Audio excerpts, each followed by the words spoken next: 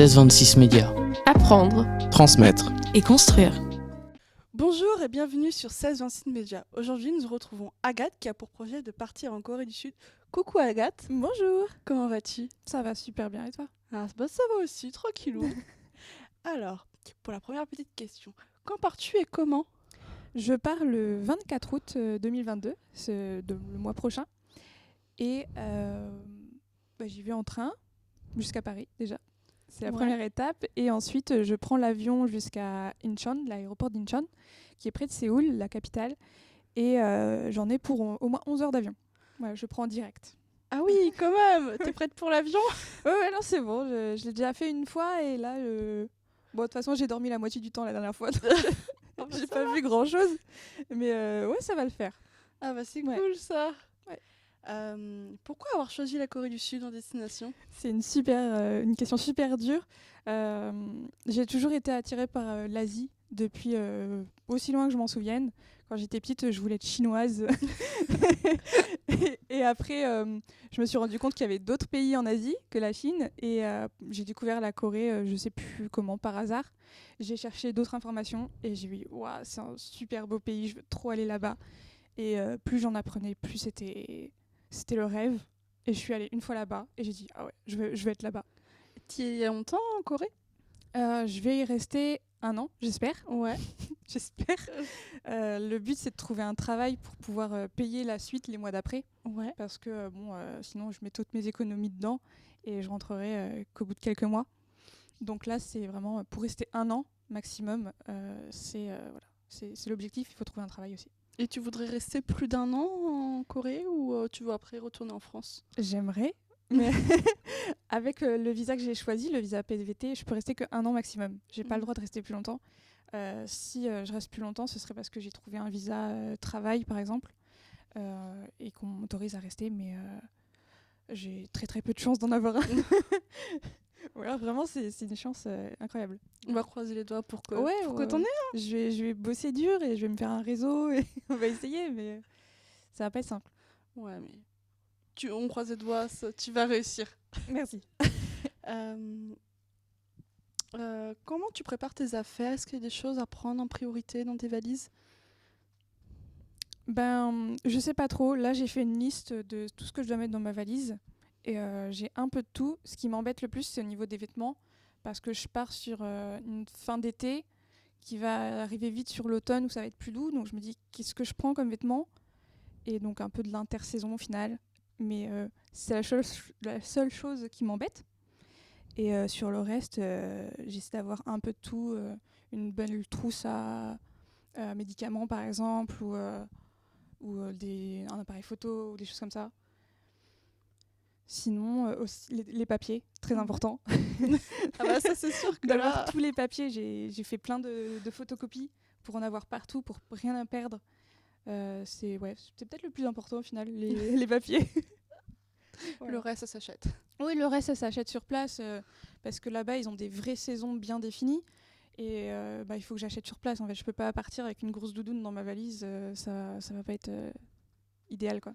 Et t'aimerais voir quelle saison là-bas le plus? L'automne. Ah ouais. Franchement, l'automne, ça a l'air magnifique. Ils ont des vraies couleurs automnales. Le rouge, l'orange, le jaune. Ça doit être vraiment beau.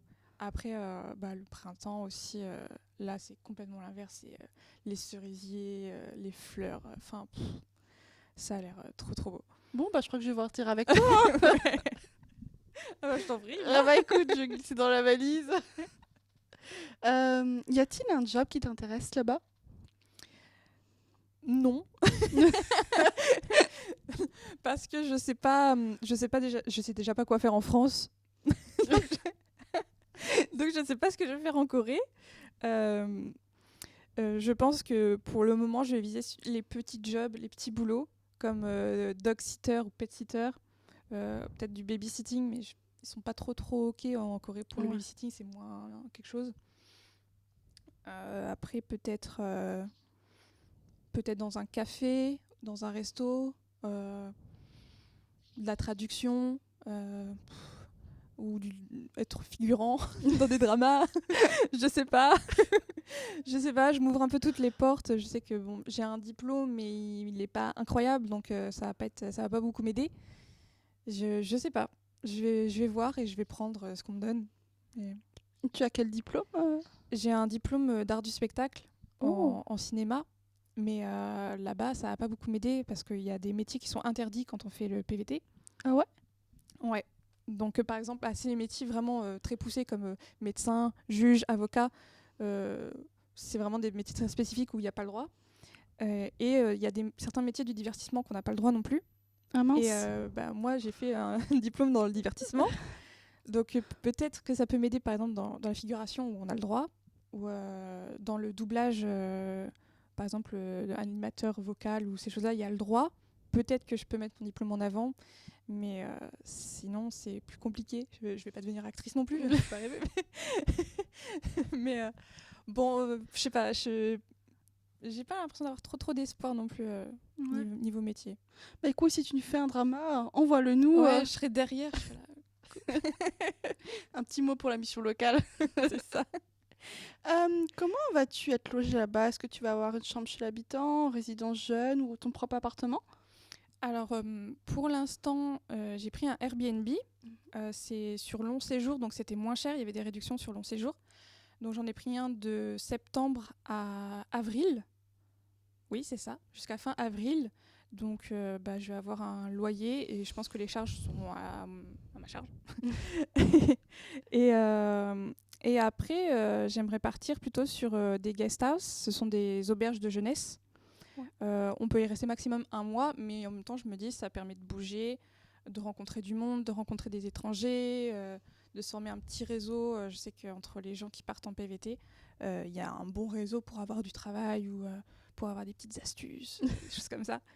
Donc je pense que voilà, je partirai en PVT. Et si j'ai pris le Airbnb, c'est parce que l'hiver en Corée est assez rude. Ouais. Et j'aimerais être chez moi au chaud. c'est juste ça.